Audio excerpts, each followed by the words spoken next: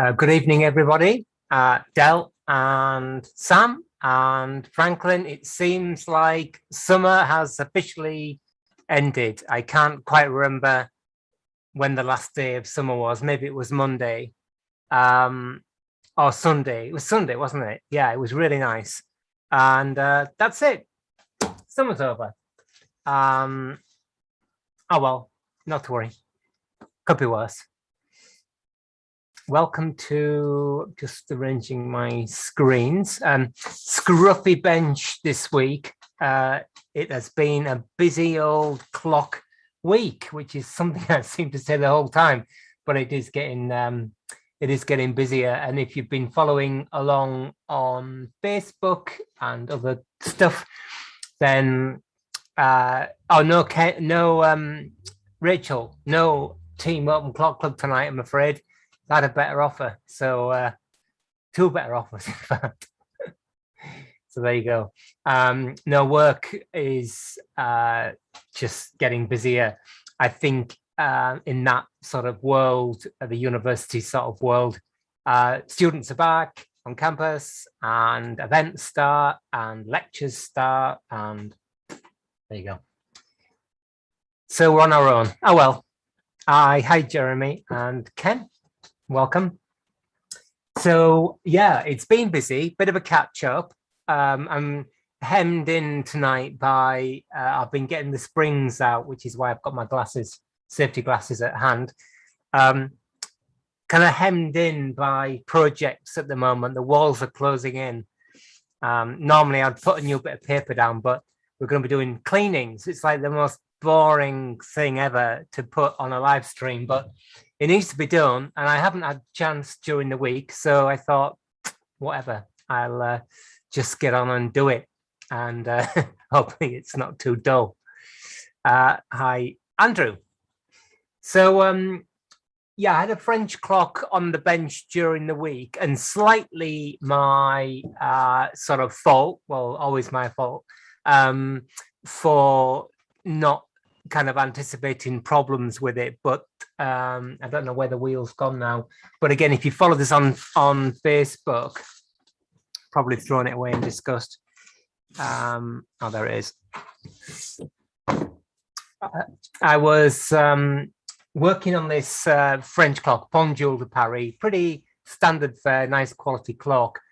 And I took all the, I did the case ages ago, took all the motion work off and dial off, took all that apart, cleaned it like I like to do, get that done and out of the way.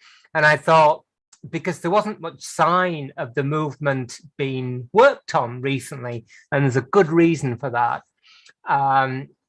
And so normally I'd let the springs down with a letdown tool, which is, again, kicking around here somewhere.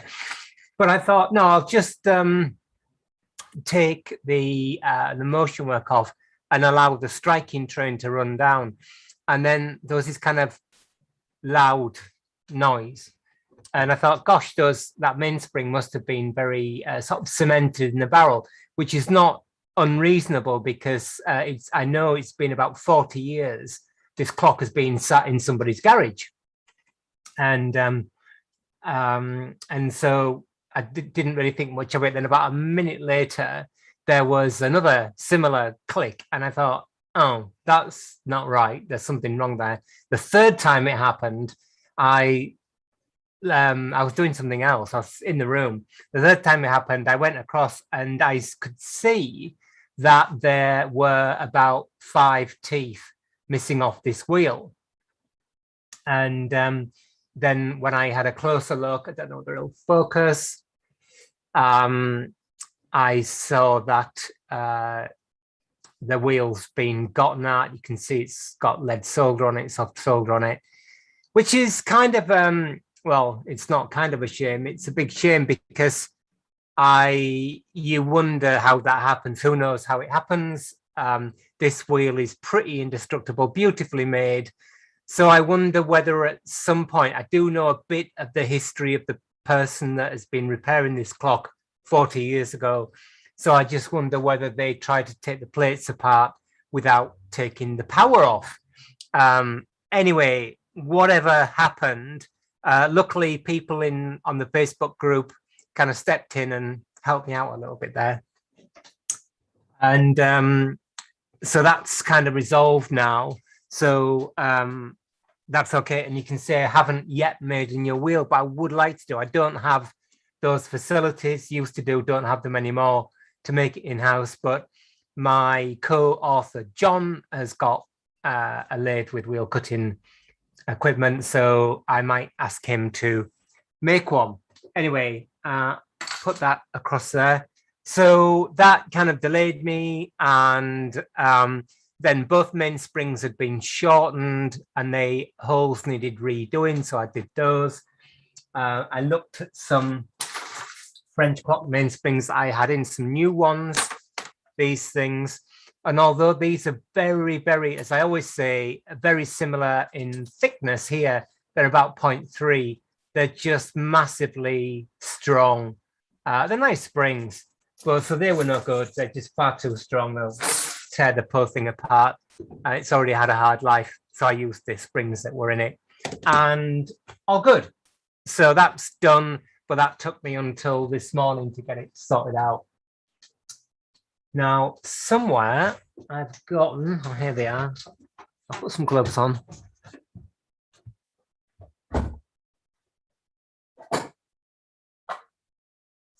Our American clock springs. Oh, before I forget, there is, oh, hi, Jim. Nice to see you. I'll just try keep up with the chat. But as I say, we've got no, can never figure out how to make it scroll down. Oh, gosh. As my kids would say, I'm such a boomer when it comes to all this stuff. Considering I spend my whole life on my computer. Yeah, before I forget, there's no live stream next week, but there's a good reason for that, obviously. And it's because you might have seen it on social media, spending a whole week up at the Bose Museum with some other curator conservators, and we are having a whole week of talking about the Swan automaton. So, hi Ian. If you are interested in that, please follow along on social media, usual thing. Probably won't be on the Facebook group, but if you follow me on Twitter, if you're interested, or the Bose Museum, you can find us there. And I'll be tweeting on the night, on the evening, and also on LinkedIn. You'll be able to find stuff on the Bose Museum social media as well. But the kind of way that you can join in, and it would be great if you did join in, is on Wednesday night at 6 o'clock. So Wednesday, not Thursday, we are running a live panel discussion about what we've found. So if you go to my website or the website of the Bose Museum, you can find the link.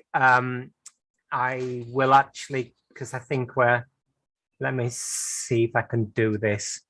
This is where it might all go completely blank, and I haven't disappeared, honest. I'll find the link. Gosh, this is really pushing the, I can't remember what the name of my website is now. There we are. Events, there we go.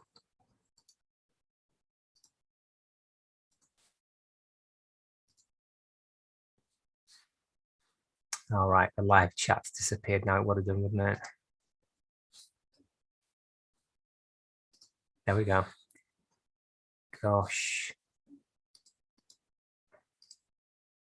Ta-da! Yay, a miracle.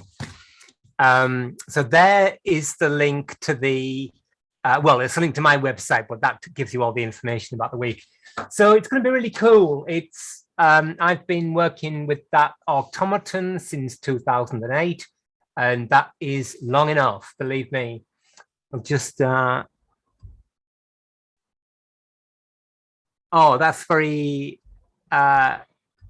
kind, Ian. I hope the museum records it and puts it on their YouTube channel. I'll try and get hold of a copy, but it's obviously a little bit difficult. Ian, it will be somewhere exotic for sure. So anyway, I'm not here next week. Please join us on Wednesday if you can. And if not, I'll see you the following week on Thursday. So yeah, we're meeting up with conservators from the Maritime Museum, from the Worshipful Company of Clockmaker collection, which is at the Science Museum nowadays. And what else? Who else is going to be there? Dale Sanderson, who is an independent. Hey, on why is exotic. Dale Sanderson there, who's an independent clock conservator from Sussex. And then on Wednesday, we're going to be joined by David Rooney, the author and curator. I don't know whether any of you have seen David's book, The History of the World in 12 Clocks or something like that. I forget the exact title. And also by Seth Kennedy, who's a watchmaker. So anyway, we're having a week of talking about this one. So back to our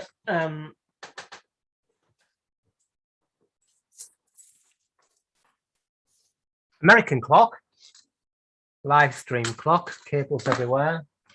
I gotten the mainsprings out of the clamps, which was a little bit traumatic. And of course, there must be a sort of better way in terms of all sorts of junk on the floor. A better way. Anyway, the springs are out, and you people probably know more than I do about these. In fact, I'm sure you do. But they look, well, they're in super good condition. They're kind of brown tempered, bronzy brown tempered steel, little bit dirty, as you can see there. So I'll give them a bit of a scrub. I did mark them striking and going. Dell's got his ticket. Excellent. Well done, Dell. I hope it's not that I'm particularly well organized, but I'm nothing to do with me, the event. So there's a professional film crew there, but of course the problem is it all relies on the connections and so on to make it work. So I'm keeping everything crossed that it actually works. So it'd be good to see you all there. And you can pose questions if you want beforehand to the curator there. It's on the website of the Both Museum. And yeah, it should be fun. A bit nerve-wracking, but it should be fun. So here's our springs. They look really in amazing condition. So I would want to know, well, I'd be kind of madly interested whether they're the original springs or not. I don't have enough experience with these clocks to kind of get a feel for that, but I sense that they are. They've obviously been in there a long time. This clock was made in 1900, and I know that it's been probably about 40 years since it was worked on or worked. So that's 60 years, isn't it? So, and who knows how long before that it stopped. So I suspect that these are the original springs. So I don't see any problems here whatsoever. And thank you to Jonas for making a video about getting the cores out of the springs, the barrel arbors, not the barrel arbors, the winding arbors out of the springs. So they're cool. They're needed clean, and we'll do that in a bit. But before that, I've got this device here, which is the center arbor. Talked a bit about this last week. It's very clever. So on the vast majority of clocks, you need a clutch between the going train, the time train of the clock, and the hands. Otherwise, it's difficult to set the hands. In early turret clocks, and some chamber clocks, you could move a little kind of keyway off one of the escape wheel pivots, a sort of little cover, and slide the escape wheel out of engagement of the pallets. And the whole train would whiz round and you stop it at the right time and re-engage it. But obviously that's not particularly practical, to say the least. So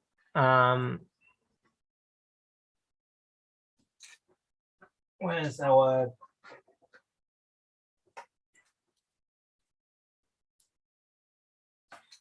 there we go. So there's our cannon wheel where our hour hand goes. So there's obviously a 12-to-1 ratio between these two things, between these two components. And then the minute hand, I can just about see, goes on there like that and is retained by a nut. So all good. But again, I'm not that massively familiar with this particular arrangement. So like a good student that I'm not, I'm going to make a sketch because I will think I can remember and I can't remember. There we go. Get the pencil.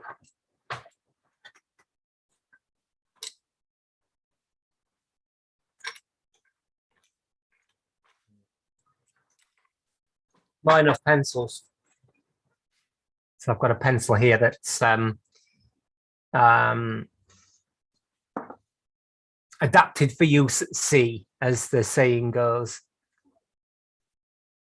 Yeah. Let's have a wee sketch. So here the pinion is press fit onto the arbor.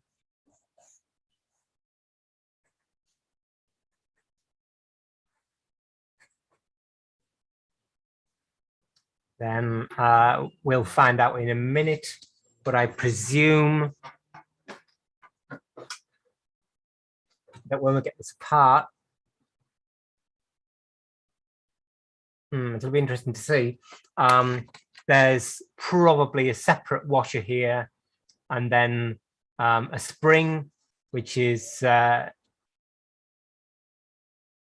super clever way of doing it. I presume that pin comes out there. It's all these presumptions. And then this is the lifting piece for the striking work. And the clever thing about this is it's got a built-in safety. So the hands are obviously normally rotating this way, clockwise, as we see it from the front of the dial. And let's have a look. Little focus. There we go. Normally rotating clockwise like this. And you may be able to see that the end of the spring here touches on a pin driven into the arbor, which I'm going to see if I can get out in a minute, which is great. So normally it goes like this and it does the lifting for the passing striking and for the hour striking. But when if you move the hands backwards, obviously on a lot of clocks, that's problematic. But on this, you can see that all that happens is the spring rides up the face or the edge of the pin and it pops back into position. So there's a nice little safety feature. And that spring or coil bit of wire is sprung onto the pin by another brass spring here, and then it's all held together, which looks completely impossible, but it obviously works with a little kind of bent bit of wire, which is acting as a circlip. So we've got our pinion. So I'm being a little bit more sort of informal today, because been a busy week. And I do not want to come back to this in a couple of weeks' time and find out I've forgotten how it goes. So we've got spring going that way, like that. Then we've got a spring here, the lifting piece, so that goes in the opposite direction, like this. An arrow on there to indicate that. and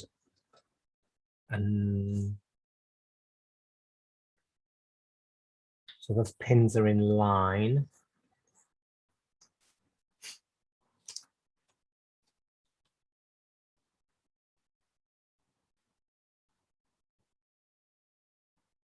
It's kind of difficult to see what's holding that bit of bent wire on. I think it's just pushed on. Normally, what I would have expected to see here, where there's a little circlip type device, is a groove in which that bit of wire sits, but it doesn't actually look like there is. It looks like it's just pushed onto the arbor. So I'll just identify which way around that bit of spring goes, and it goes like that. So again, just put an arrow on there, and then we've got our running out of paper. I haven't left myself enough space. Little kind of wire circlip. There we go. So experience tells me that these little sketches totally save your life, in the sense of just go down there, just saving time. Maybe you can remember. I certainly can't remember, even though I always think that I can. So I'll get a pair of flat nose pliers. These little puppies might do it. And get this off. Yeah, that a surprise. There we go. Need a pair of tweezers now.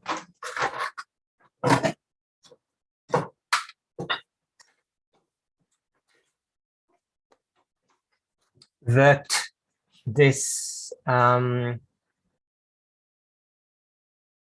little clip doesn't fit in a groove. How crazy is that? Anyway, there you go. Presumably that's okay. Slightly surprising. I'm just going to take some photographs. Yeah, apologies for the state of the paper. Maybe I should have changed it, but I didn't. I was feeling too lazy. Now I had some. Just gotta get them.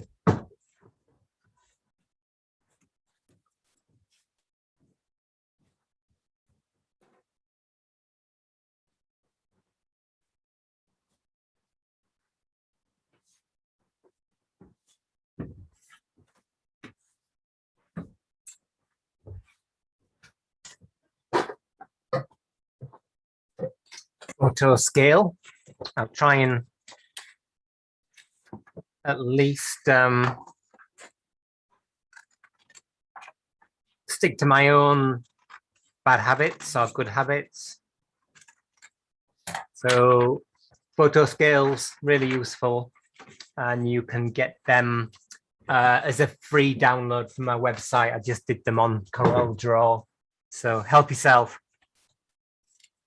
I think I've mentioned it many times because I'm quite pleased with the idea that I see these little things crop up sort of all over the world now. So they've really, really spread. 2021-09, and it must be, oh gosh, it's nearly October. And it feels like it.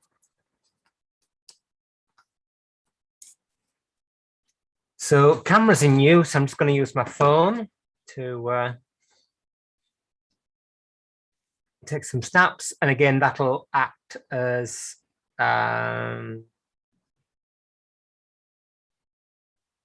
another aide-memoire. Can't have too many aide-memoirs. It's amazing how over the years these photographs and drawings have been incredibly useful to me. Just get a tray. I can find one. Many trays. So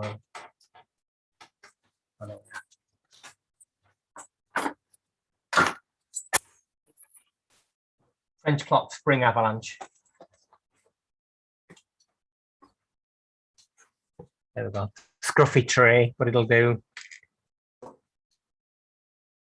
Just to keep those bits in.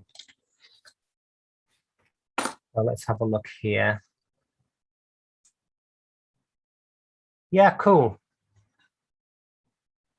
Really nice to think about somebody thinking, how can I make a clock and improve it, make it better?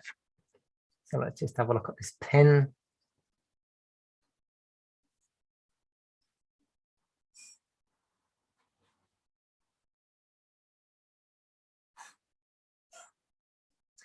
So as always with these situations, what we've got here is a pin driven into the arbor, and it looks like it's driven into a blind hole.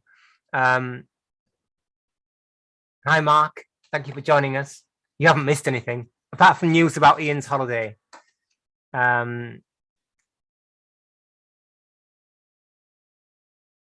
Is it Hay that has the literary festival? She shows why now, doesn't it? Yeah, I'm pretty sure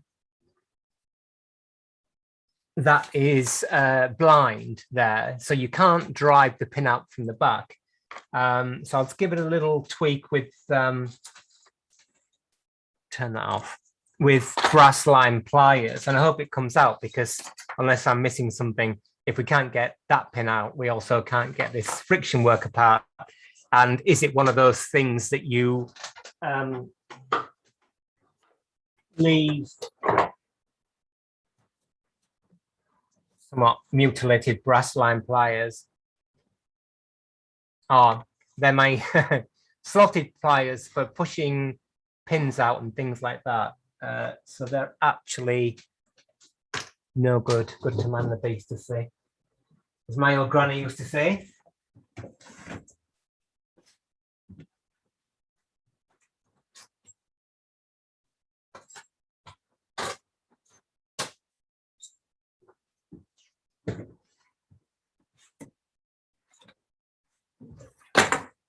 Right. Backup pliers, stunt doubles. So let's just have a look here. First, see if it actually rotates, which it isn't doing. Naughty. Oh, there we are. Yeah, great. Okay, I think it's always interesting with these. I mean, this is one of those kind of slightly romantic thoughts about this kind of work. That are you the first person since a clock was made to take this apart? Well, we know the clock's been apart many times, but whether or not this pin has been out, I don't know. Then we've got another pin here, which I think is just loose. That's just held in by the pressure of the spring. Yeah. Now, whether it's handed or not, I don't know. I suppose ideally I would compress that spring, but I can't. So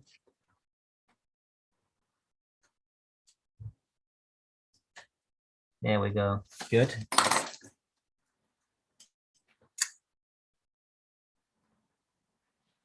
Lose it.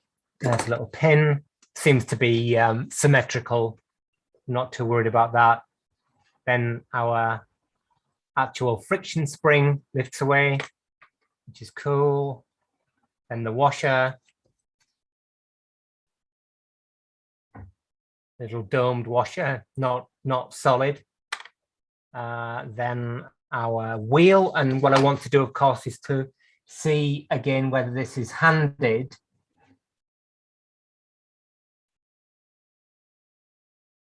Yeah.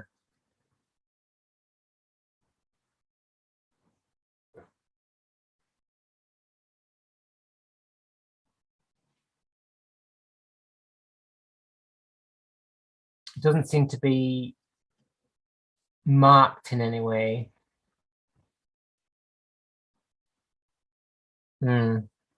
Cool. So I think this has been a part before. It doesn't look that particularly skanky inside, and then the pinion that's driven on the arbor stays in the arbor.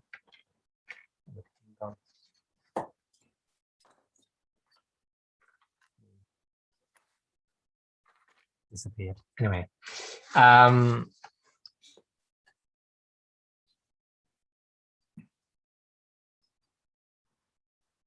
yeah, there's the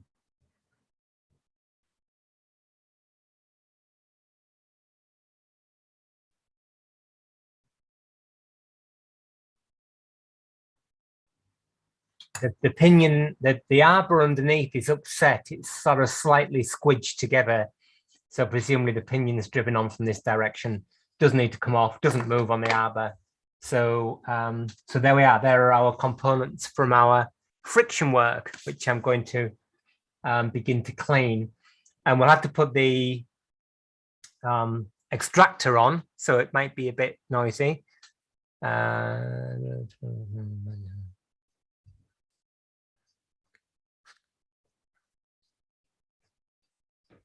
Oh, nice. Okay.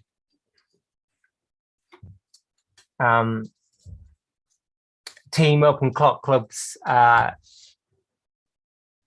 son lives in Manchester, and Rachel spotted a kind of historic Manchester walks book to get him out. Not quite sure what I did with that little pin. How do I manage to lose it? I don't want to lose it.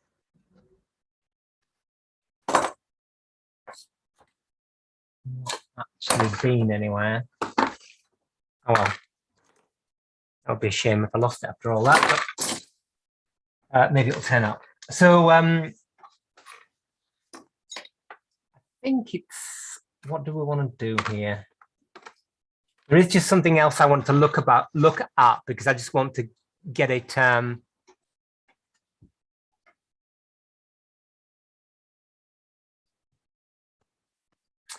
yeah, it's a good question, Sam, this idea about the history of cleaning.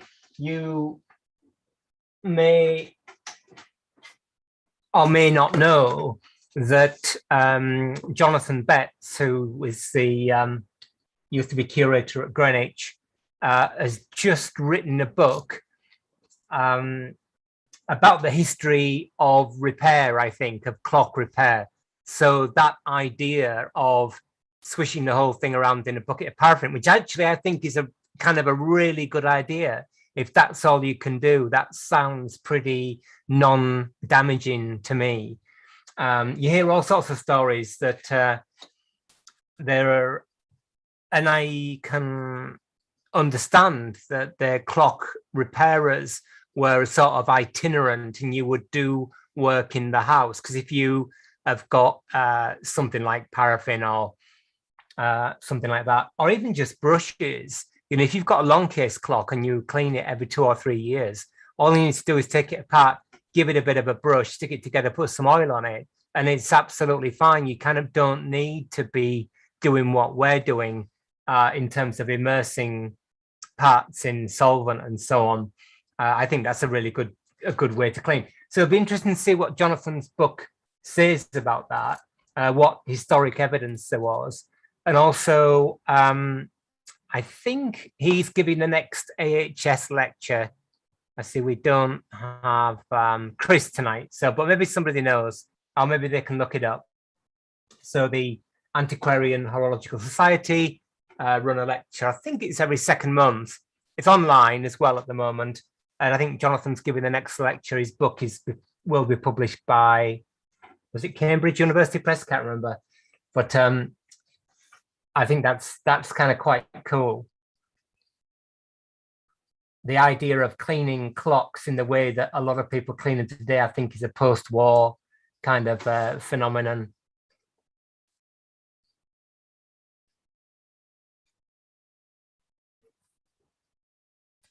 Or certainly 20th century thing. just thinking about these ratchet, sorry, I'll hold it, you can see these ratchet clicks. So this is obviously a really common, not fault, it's just wear, focus with these clocks, that the ratchet is riveted on in the factory. So you can't get it off without destructive means. And it's pretty small. I mean, those springs are pretty mean things. Yeah, it's an interesting question about the paraffin cleaning.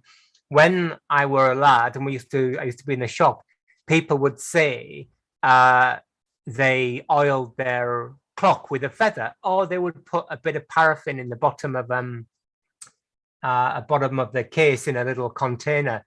And again, that evaporates and condenses on the movement over time. And you just basically get a really sort of oily clock, which of course is not great from dust and wear landing on it. But if you come along every couple of years with a Glasgow brush or something and brush that away, I think that's actually a pretty good regime for the preservation of the clock. Whether or not there's more damage caused by taking the clock apart to take out the bearings or not, I don't know. But of course, if you're familiar with 8-day or long case clocks,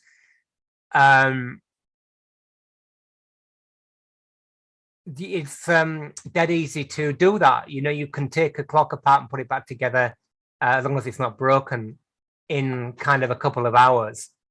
So I do sense that's how these things were done. Yeah, if somebody can look up the book that Jonathan's writing, that would be great. Thank you, Sam. Anyway, so these clicks, this one maybe you can't see on the camera, but it's worn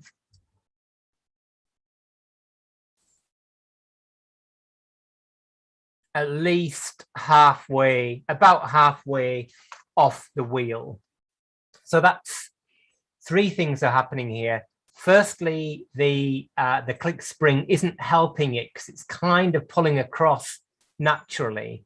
I'd want this to be pulling the click towards the wheel, but it can't be, but I guess we could encourage it to do that. The second thing is, obviously, there's wear between the face of the wheel and the back of the click, and then between the front of the click and the rivet. But the rivet, I think, is still strong. Let's just have a look.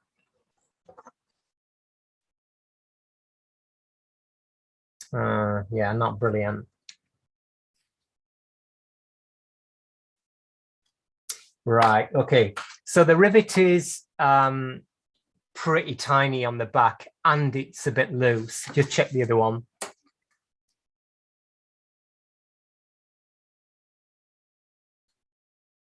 That one's quite a bit firmer there.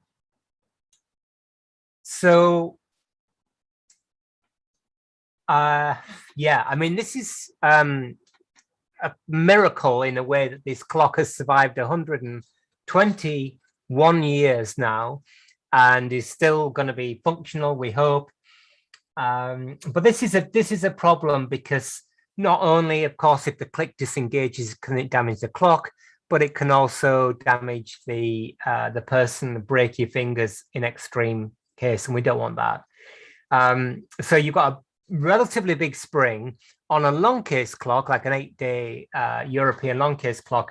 The click is mounted out here, so it's effectively double this radius. So there is double the amount of force on this click, and it's quite thin, and it's brass, not steel. And the little ratchet wheel is, I don't know, it's they've got a long case clock. Yeah, there's one.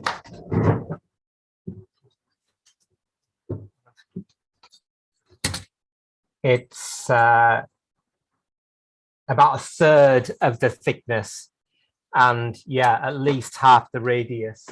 So inevitably it's going to wear.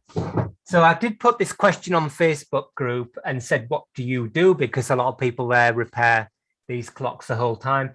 and there were a couple of useful suggestions, but they're both basically riveting the click back in place, riveting it down. Now, I'm not against those suggestions, but I can't see that being a longish term solution. And normally I wouldn't care. You know, normally I'd be happy to leave it as it is.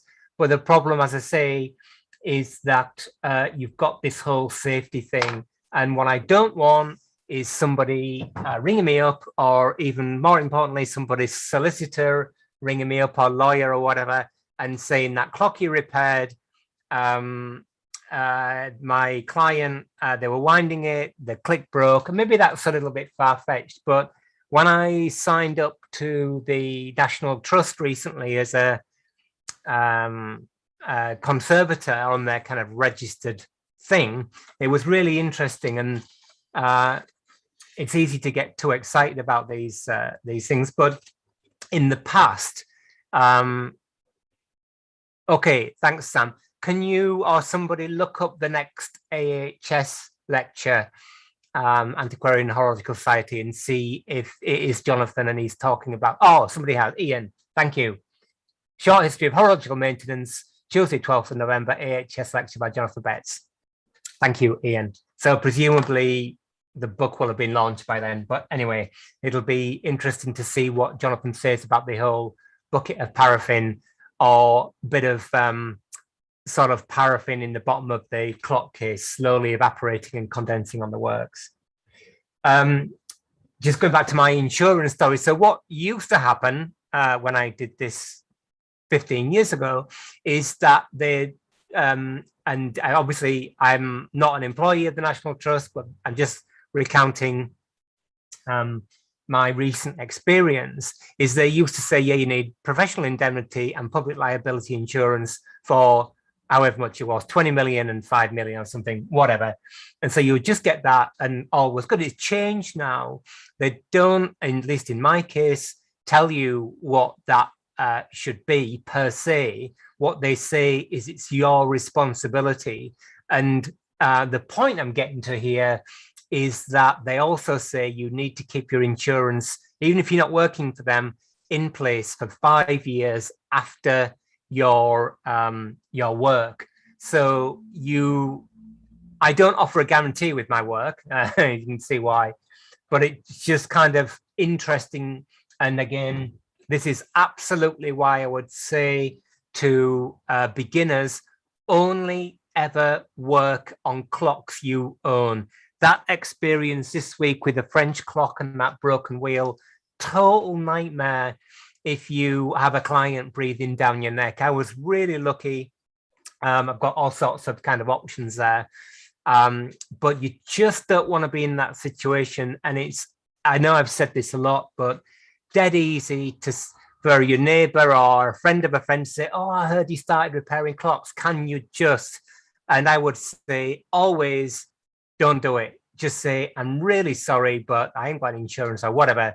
Politely just say no, leave it to a professional, not because they're more professional necessarily, but because if something goes wrong, you just don't want that stress as a beginner. I had it myself 30 years ago when I used to do this, and it was a real disaster. Anyhow, so for a couple of weeks' time, what are we going to do here? So Jeremy, if he hasn't nodded off with my rant or wonderings, I'm thinking that I'd like to know whether these wheels are reversible, because it's basically, where's my pen? Where's my book? So if we look at the ratchet wheel sideways on like this, wouldn't actually look like that, would it? It would look something like that. Look at it sideways on. The click started off here and it's worn out like this, but that means that the wheel has worn like that. So even if I riveted the click back on, it's not going to take the same amount of time before it is problematic again. What I'd really like to do, these are handed, as we know. There's a left hand, they wind to the center, don't they? So this is a striking one. This is a going great wheel. It would be really cool to take this one off and flip it inside out and put it on there, and vice versa. Then we'd have effectively a new ratchet wheel. And I think to turn oversized rivets and re-rivet these on, either in brass, but maybe actually in mild steel, or in, you could even put them in hardened steel. And yeah, I wouldn't normally go for an improvement, but this is a cost benefit exercise. And the cost is that we're going to lose those old rivets. The benefit is that you can sleep easier at night and say, yeah, I did it for this good reason. And the risk assessment side of this pushes me more and more and more as I get older and older. I don't want the hassle to say, yeah, I don't think I can make this safe enough. Maybe there's another way, and one of those options would be to make it so the spring is actually pushing against the wheel, and I don't quite know how I could do that. Maybe just by bending it like that. But again, whether that's ever going to be satisfactory, I don't know, and how long it's going to last. You can't get the spring off. Again, it's riveted on, riveted on. If you took it off, that would be it. You'd have to make a new one.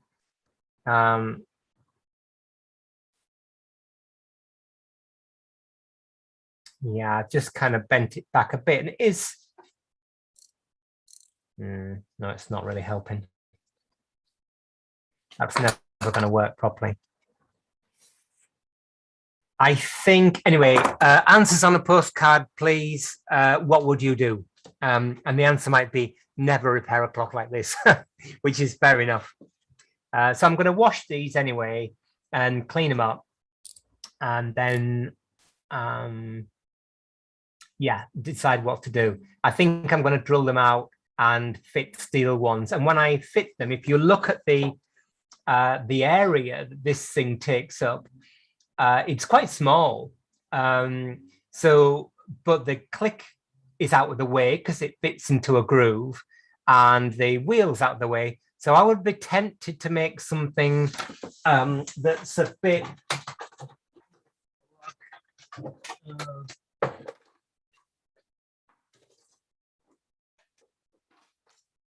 Let's have a look at the size. These things have been uniformly imperial.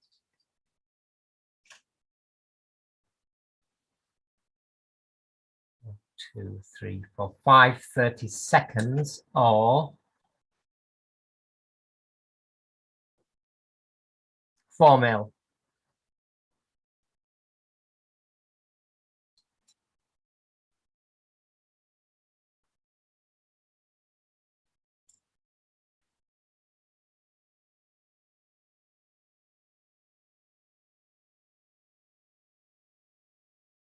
I'd be tempted to go totally crazy and make it with a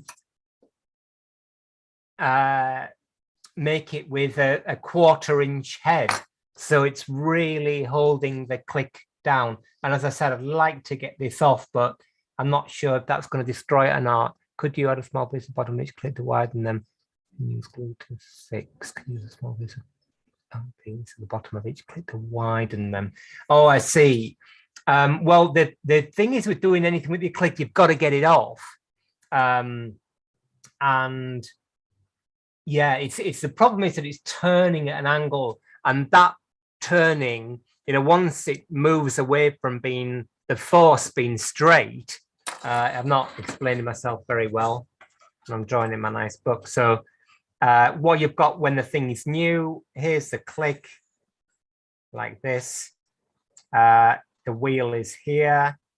Here's the rivet, like that. And it's got a groove in it. And here is the spring, which is all well and good, but it wears in that direction, and it's worn now. So this is only half on, so it's something like that. Once that begins to move away, I think it's a bit like a square. You know, we talked about the square on the other long case clock. Once it gets wobbly, it just gets worse and worse really quickly. I'm going to have a look at turning these inside out. It'd be interesting to know if anybody does that. So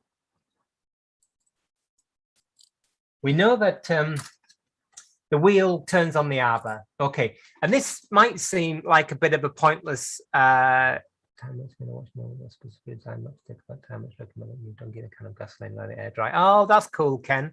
Yeah. Well, when I again, one of my boring for a watch, it was like this watch. When I started with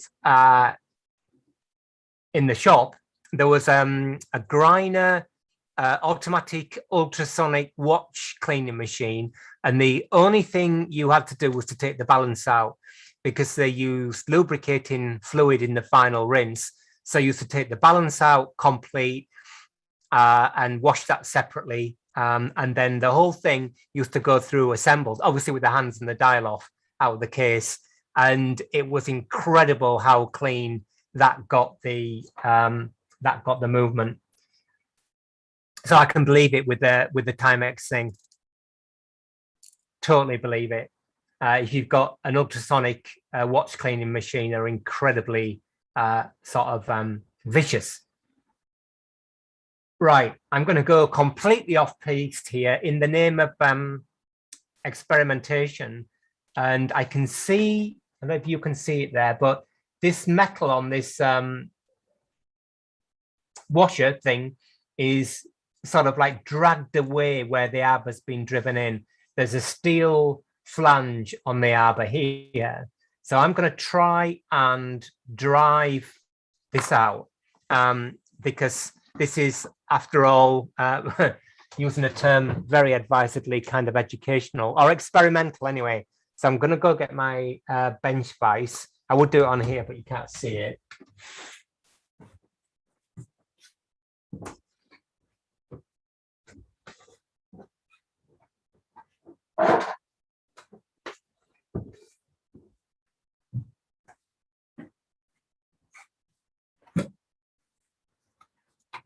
I'm duty bound to say this isn't necessarily good or best practice, but it is an experiment. And by sharing it online, we can think about it together. And if it goes wrong, then nothing lost. This clock is not going, at least as far as I'm concerned. Right, okay, that's mildly problematic.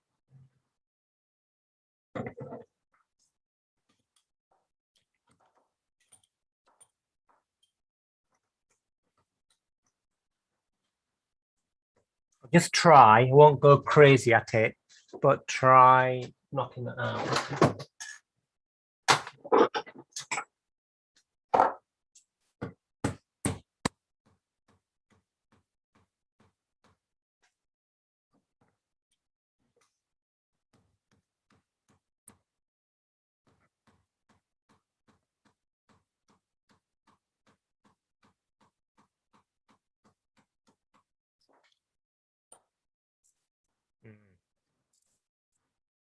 Well, that's not moving one bit.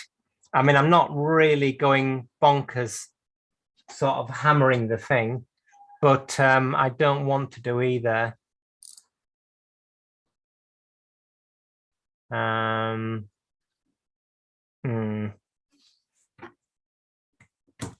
last little tap, but presumably the machine that put these together was some whopping great big press.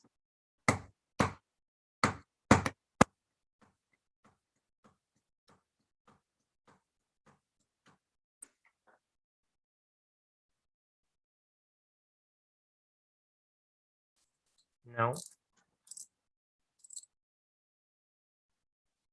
That's kind of all that's achieved is bending it slightly. So there's another way that doesn't work. I guess again, if you, well, it would be difficult to. No, it's just mangling the whole thing up.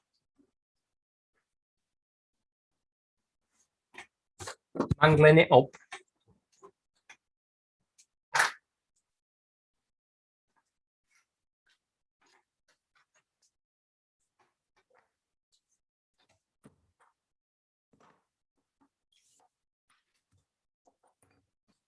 That is, may not seem like it, but this is one of the beauties of this kind of exercise, as in doing these live streams, is that I would never normally take the time to do this. It would seem like a waste of time.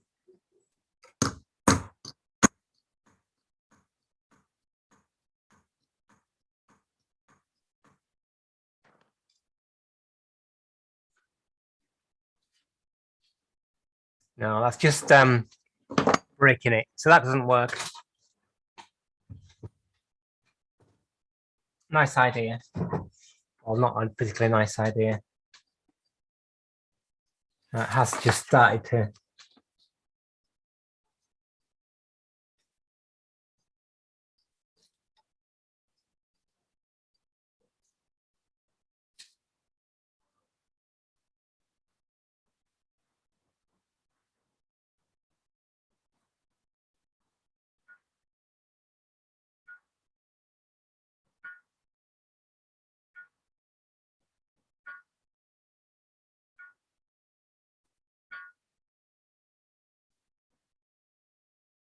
I started to slide it along, but it's just destroying the whole thing. So I'm not going to continue with that. I will tidy it up a bit later, but that's not working.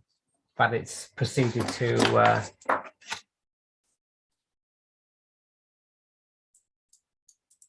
yeah, not happy. Okay, there's one thing that doesn't work. So I think I'm going to have to make new rivets for the ratchets. And of course, the beauty of that, in a way, is that you've got that decision. Maybe possibly a new click in this one. Yeah, as Andrew says, it gives you that opportunity to make a new click. And you know what Jeremy said, you could make it a bit wider.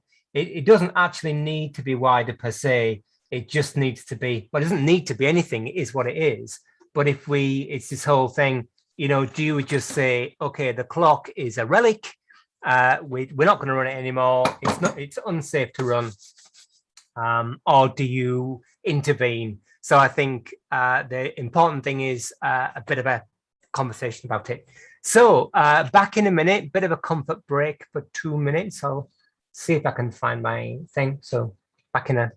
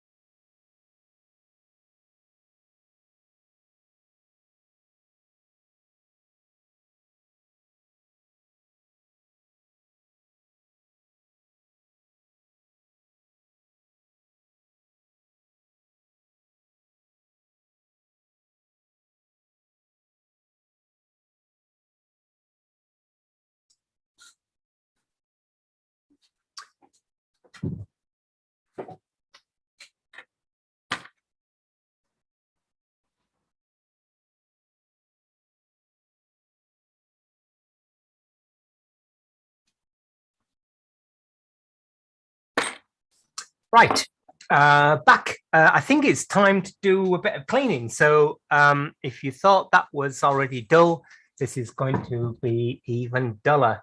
I don't think there's anything else to do here. No, we started last week on the old depthing thing, didn't we? But it's kind of a little bit pointless without cleaning it. I'll spin the wheels just to make everybody happy. So I really want to get the thing at least preliminary cleaned. So I'm going to do that. Okay, so I'm going to have to put the extractor on. So hopefully you won't be able to hear me either, which will be a blessed relief, no doubt. Just move that out the way. So somewhere I've got half organized. Oh, gosh, cleaning police.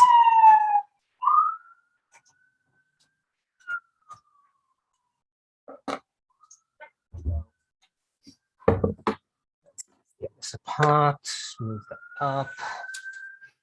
I'm trying to think what else has been happening orologically with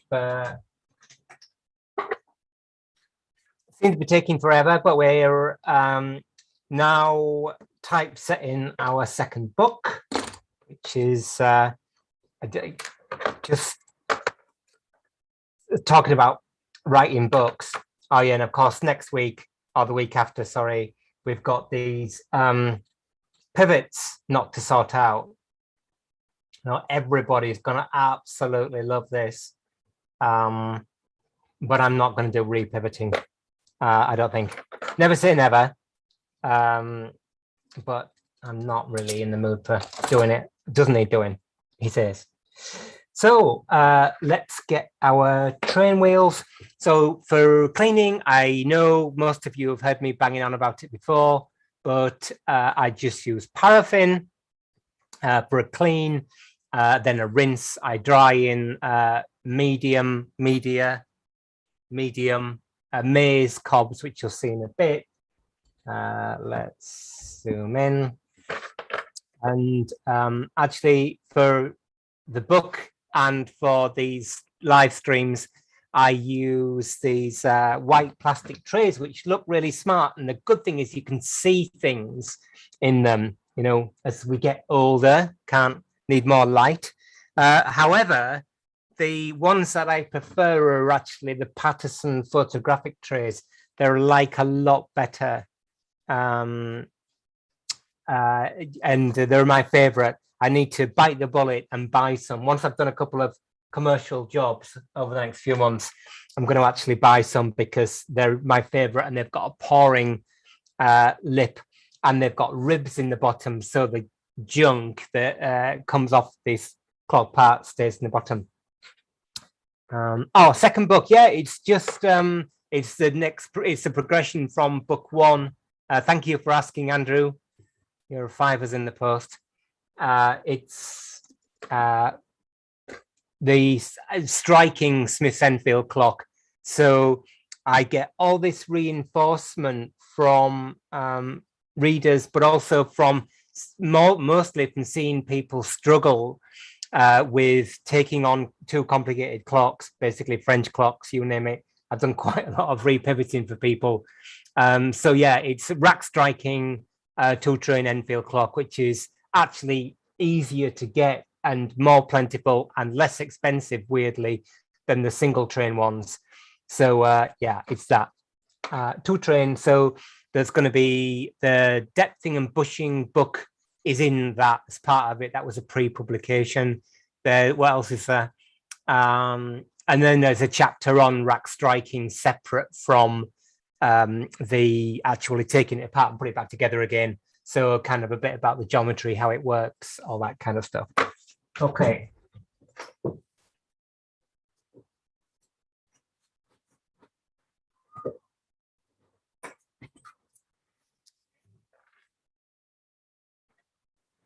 So I'm just going to start with the train wheels. I think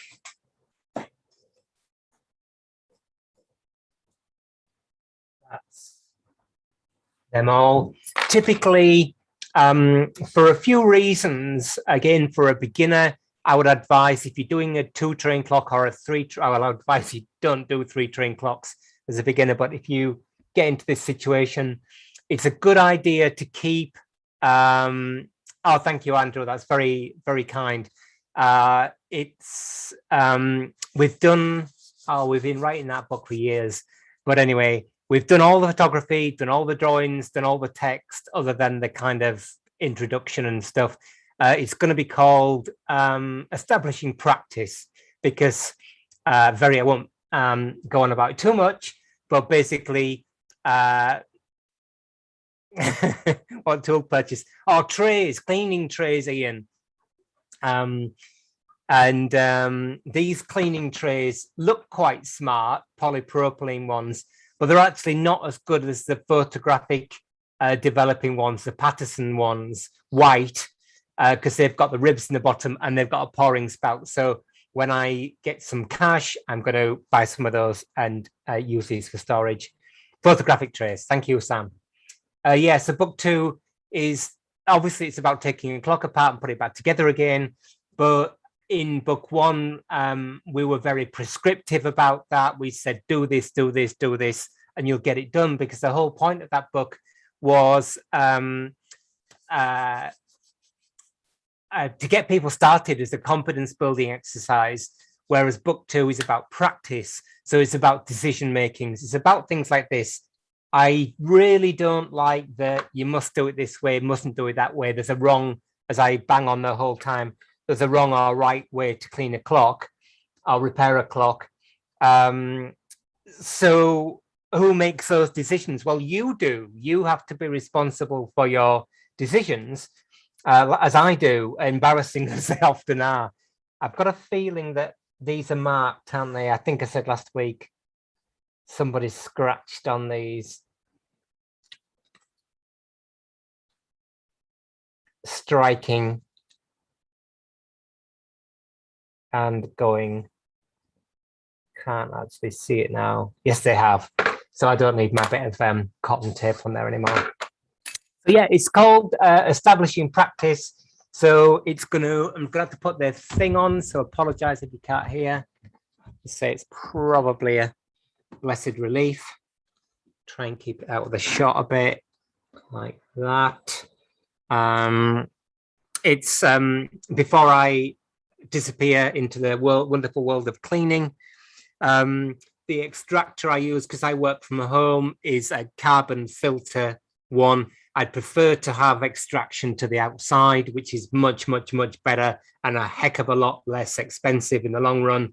But I don't have that option here. So I use this thing, which is good. It's by Naderman, and it's fine. What I would say is that you could also use a respirator, of course. We've been using a respirator on the railings project, and they're amazingly good. I was really shocked how good they are. So an ABEC respirator, so you could use that. The problem is, of course, that in a domestic environment, which is what most of us are in effectively, there are other people and the respirator doesn't help other people. So I use the extractor. So I'm going to use a bit of paraffin, Barry paraffin from the DIY shop. Turn it on, that would help, wouldn't it? I won't turn it up too much so it's not too noisy. Just a little bit. That's all we need. This is our first wash. In the book, we say do a wash and then a rinse. If you're a watch repairer, you'll probably do a wash, then 2 rinses. Or I think even nowadays it's a wash. There are 4 baskets in your watch cleaning machine. Obviously, every time you rinse, the amount of material that comes off is less. However, in a watch, I can see that that's really important.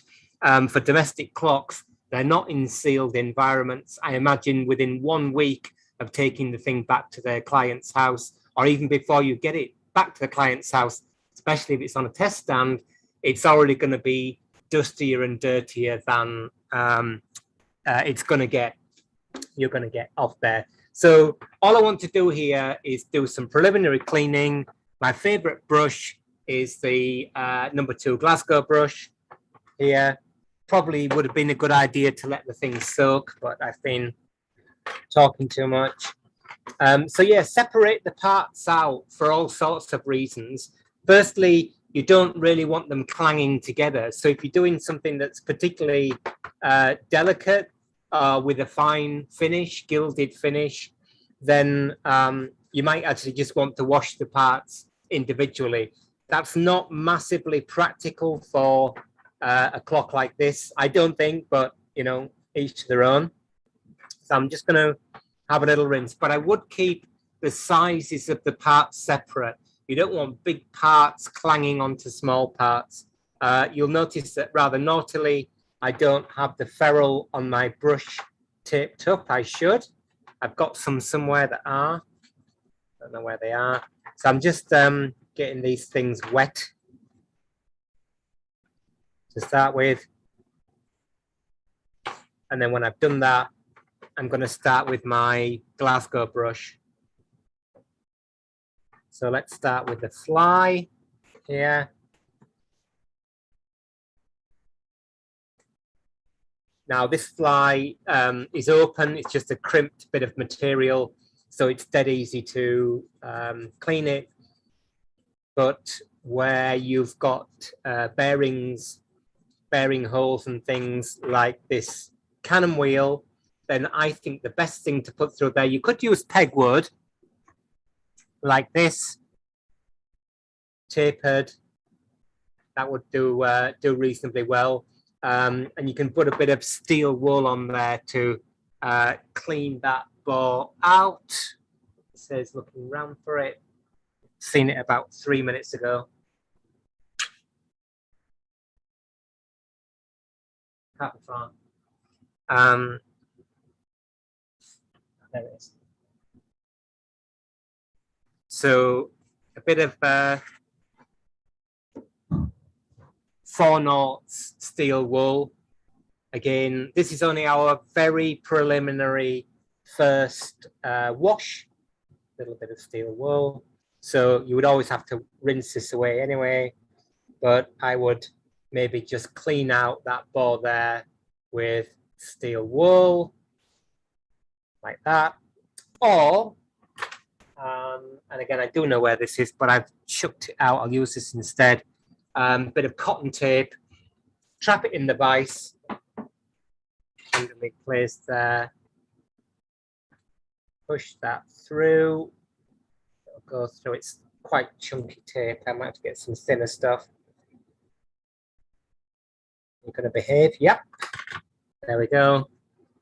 So that's probably a more kind of gentle way of cleaning out the bore of that cannon wheel. Cotton tape, that's where I would go. And if you want to do the crossings as well, I'll get my tweezers. Oh, my gloves are leaking. No, they're not. If you want to do the crossings, then use glove. Use the cotton tape for the crossings too. And that's it. Remember, ultimately, all I'm trying to do anyway is to clean off surface, sort of loose surface dirt. So yeah, you could put the cotton tape through the crossings.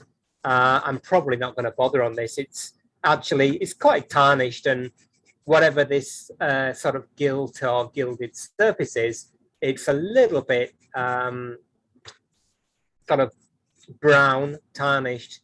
But it's actually not that dirty, this clock. The case was really dusty, but you know, dust is not a problem because it just kind of drops off.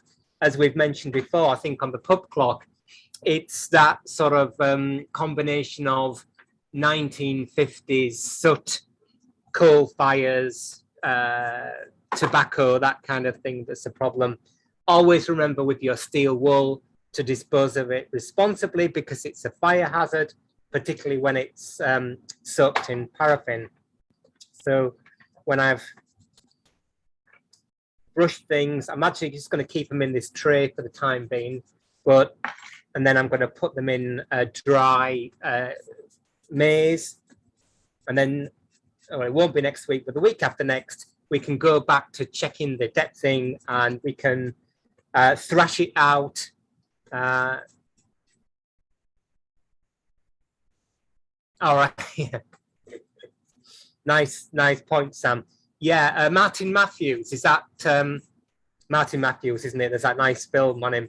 Although I see the person who is going to join us next Wednesday, Seth Kennedy. Really, if you're into watches, look him up. He's a Quest scholar, so Queen Elizabeth Scholarship Trust, and he's started making watch cases. So you probably know that in the jewelry trade, silver watches have always, well, in my life, been pretty much worthless. So they still get scrapped. The cases get chucked away, irrespective of their maker. And obviously, some watches, the jewelers are typically pretty, like me, indiscriminate. They chuck the cases away, but the movements often get recased eventually. And Seth makes watch cases, so look him up. And yeah, that film about Martin Matthews reminds me of, so here we've got our lantern pinions, which, as you can maybe see from the picture, are already cleaned up really well, but I'm not convinced that I'm getting right into the in between the trundles.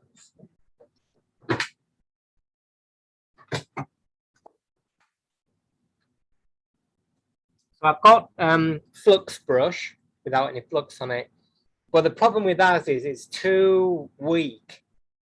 It's not going to really get in there, so that's not helping us.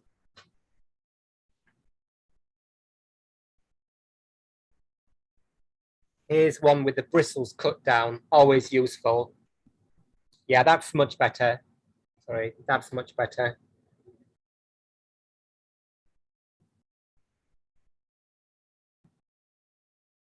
Yeah, those films are good.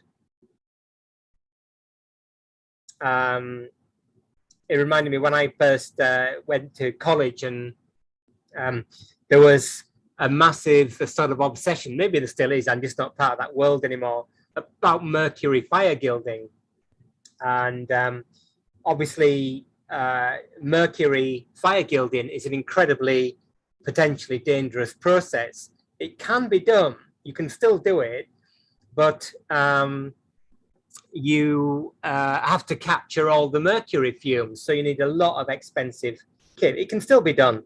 But of course, inevitably, there are people who do it, and I'm not condoning this, of course. They do it and they don't capture the fumes. They just do it outside with a charcoal fire. And I remember somebody telling me about their exploits with mercury fire gilding. And they said, yeah, the only problem is if you get a whiff of the mercury vapor, it's an incredibly effective laxative, apparently. But apart from that, it's absolutely fine. Oh, and apart from that, it kills you and makes you madder. So working away at these little trundles, quite good fun. Never normally work on clocks like this. Let's just see how that's doing. It's doing a pretty good job. Of course, the working part of this trundle is only on the outside anyway, but I do want to get any stuff out there. If you want to go, it's in our book. Ta-da, of course it is.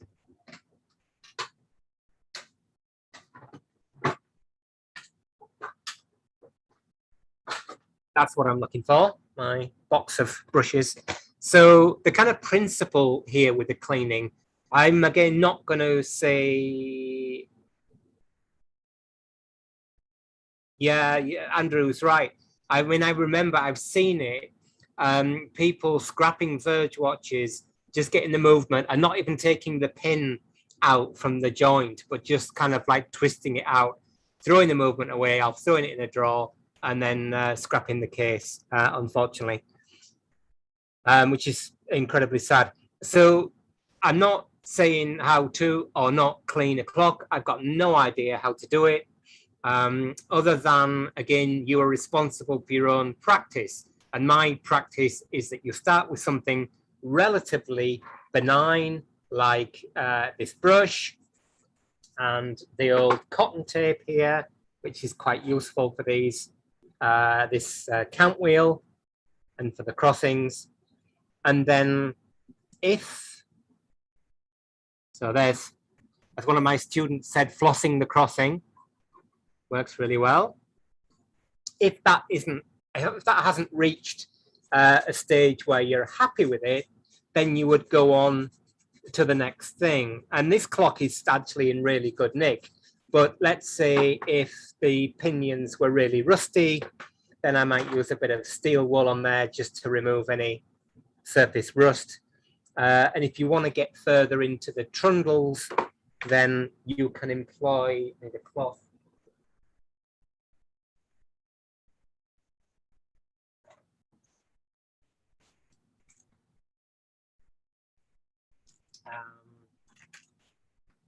Bristle brush. So here is a brass bristle brush. Ta-da! You can buy these from Walsh's or Cousins or wherever. So that's going to be a little bit more interventive than your natural bristle brush. You want to do that. And then if you want to go to the next stage, then you can use fiberglass brush like this. So again, always with if you do use fiberglass, it's incredibly scratchy. So it's kind of, as far as I'm concerned, a bit of a last resort. But for getting into the roots of rusty pinions, it does work really well. But I would always use it and the steel wool in a liquid like this, because the liquid prevents the fibers from getting airborne, and fiberglass is particularly kind of nasty. So you might get in there with a fiberglass brush, but TBH, that's not going to work particularly well in this situation. I'm actually quite happy with my little cut down flux brush like that. And remember, this is a first pass. And this is, again, the beauty of this kind of progression. You rinse or wash once, do all the repairs. You're going to be handling the clock anyway. And then you can say, well, that bit's fine. And that bit needs more. So what we've got here, an hour of brushing. And again, the great thing of doing it a manual clean as opposed to an ultrasonic or something is that you actually get to handle and see the parts. So you become familiar with them, basically. So incredibly useful. You see all sorts of damage that you might not otherwise see become familiar. And in a case like this, where I'm not particularly familiar with this clock, that's really useful. Because we are nearly out of time, I'm just going to work a little bit on the frame. I don't really want to put the frame and the wheels together because I don't want them jingling about like this because they just get scratched. But I do exactly the same thing with the frame. You can use the cotton tape on these apertures. And then for the pivot holes, again, it's got quite a bit of sort of old, around here, look, old oil around this pivot hole, sort of black stuff, which would be useful to get off. And I imagine it probably is pretty insoluble after all these years. So you can scrub away a bit with your Glasgow brush. But actually, I'm not massively worried about the stuff around the hole. It's the hole itself that would concern me. So again, differentiating between working and non-working surfaces, between bearings. Yeah, trundles are in good condition. Yeah, surprisingly, the trundles are in really good condition. It's the pivots that have failed. So the clock's obviously been running with no lubrication, basically. So the pivots seem to be polarized between quite good condition and quite worn. I'm not bothered about them. And yeah, good idea, Andrew. Use those little dental brushes. All sorts of things you can use to get in there. In the last 2 minutes, I'm just going to get some pegwood.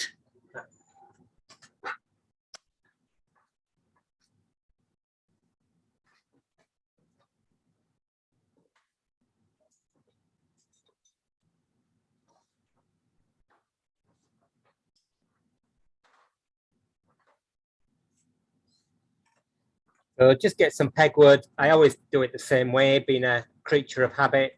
Blunt knife. Just sharpen it to a long point. Something like that. And then I make it into a better point, although I don't think it's necessary, by filing, coarse file. And then on the other end, I put 2 flats on it, one like that, one like that, a bit more.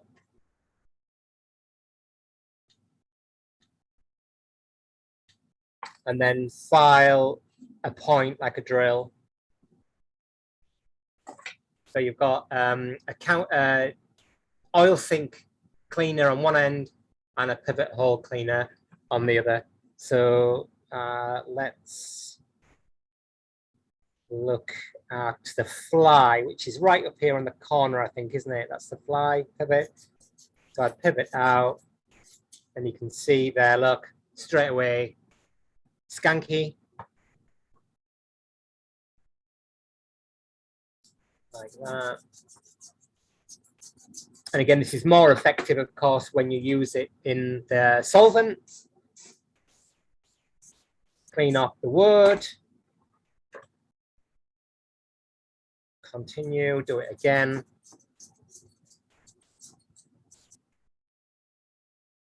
Like that. You can see the second time it's already a heck of a lot better.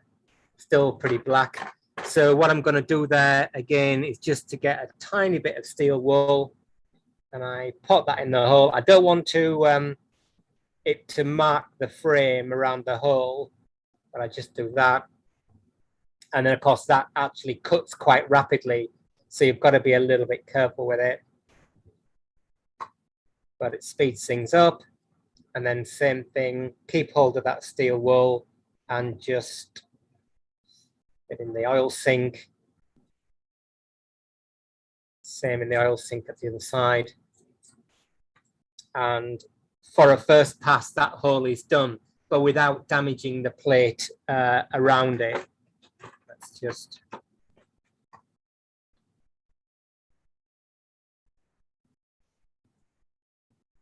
So this brown, black, it's not particularly three-dimensional. Well, it obviously is three-dimensional. You can feel it there. You know, I'm not going to bother getting that off. I don't think it's doing any harm there. I think it's pretty stable. What I'm interested in is that the oil sink and the bearing hole are refinished, clean. I'm not bothered about the plate as long as the actual kind of loose stuff is removed. So once we've washed it like this, you can see somebody before has taken sandpaper or something to the frame, or maybe very coarse steel wool, and kind of scrubbed it or scored it. Anyway, that's done. So I'm just going to do this, do the repairs if there are any, which I don't think there are, then rinse it again, peg it out again, and then whack it together. And I think that's going to be our job done, but we've got those ratchet clicks to deal with. So cleaning lies ahead. I've got 2 weeks to do it. Well, I've got 1 week to do it because I'm away the whole of next week. So I'll just turn that off a sec so it's not too noisy. Thank you for joining us. Still raining out there, probably still raining wherever it is you are as well. The Netherlands or Wales or everywhere seems to be wet at the moment. So yeah, I'll see you in 2 weeks' time, all being well, if I survive the Swan mission. And please, if you can, follow us on social media. I probably won't be able to do that much on Facebook next week because I'm actually having to work for a living for once. And if you can, next Wednesday at 6 o'clock, we've got an hour, maybe an hour and a half Q&A session with the panel. So it'll be really cool to hear what those other conservators have got to say, and the curators as well. We're going to be talking about education. We're going to be talking about digital. We're going to be talking about display, doing all that kind of stuff. So quite different from what we talk about here. Then the following week, I'll be back to the American clock, and I might have actually got it clean by then, but no guarantees. So thanks very much for your patience. We will see you in a couple of weeks' time, if not before. Oh, there will be Open Clock Club on Saturday. I'll be packing my bags, but we'll be doing Open Clock Club and continuing with our 24 top faults that we find on clocks. So anyway, don't get too wet, and I will see you very soon. Bye for now. Turn that back on. On to new.